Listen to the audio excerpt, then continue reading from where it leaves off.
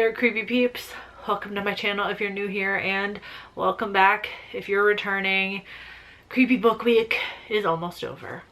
I'm actually starting to feel as tired as this makeup look suggests. But I'm sure a lot of you are very happy that this week is almost over, but just indulge me for just 2 more days, okay? So subscribe if you're tired of the book content, and subscribe if you're not.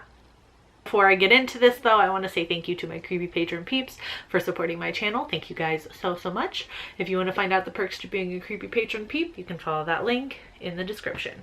So how's it 2020 and people, I feel like, are still sleeping on Shirley Jackson.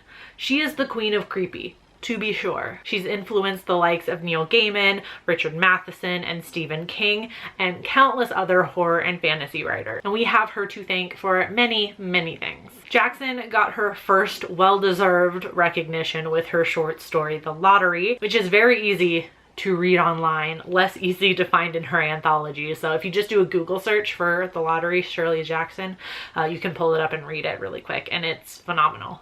And she continued to publish short stories in literary journals and magazines all throughout the 1950s.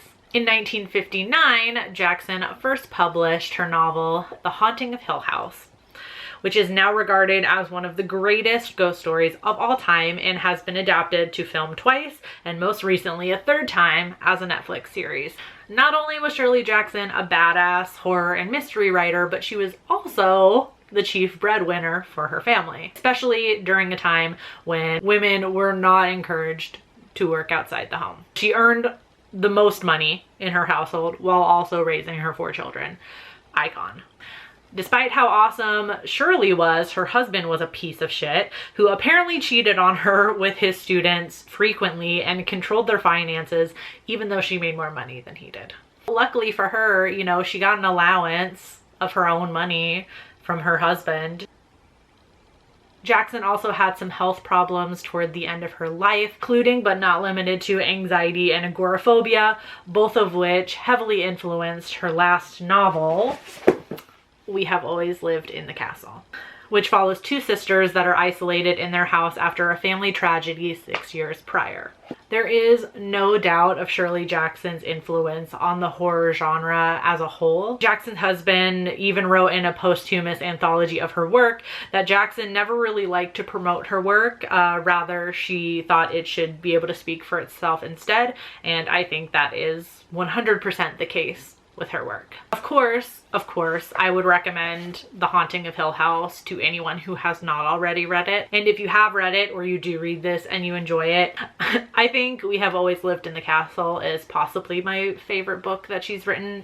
I like it even a little bit better than Hill House, and I love Hill House. On top of these 2 novels, which are quite short, so I feel like you really have no excuse not to read them, she also has numerous short stories and essays. It's just phenomenal at taking everyday life and laying over just the thinnest layer of creepy over it.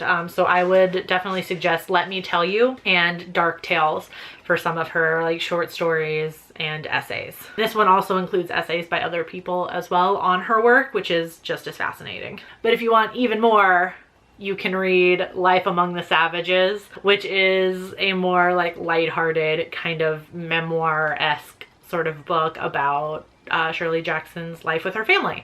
Can you tell that I'm a fan of hers? So that's it. That's the video. I just wanted to highlight Shirley Jackson's life and some of her works. I didn't talk too heavily on because I have reviews for both The Haunting of Hill House and We Have Always Lived in the Castle, which I have linked above in the middle of this video. So you should definitely check those out and just read her stuff. Seriously. All of your faves are influenced by her, at least in some way, so you should check it out. Thank you for watching this video for what it was. If you liked it, give it a thumbs up. I will see you tomorrow with the last day of book week. Until then, stay strange. Bye.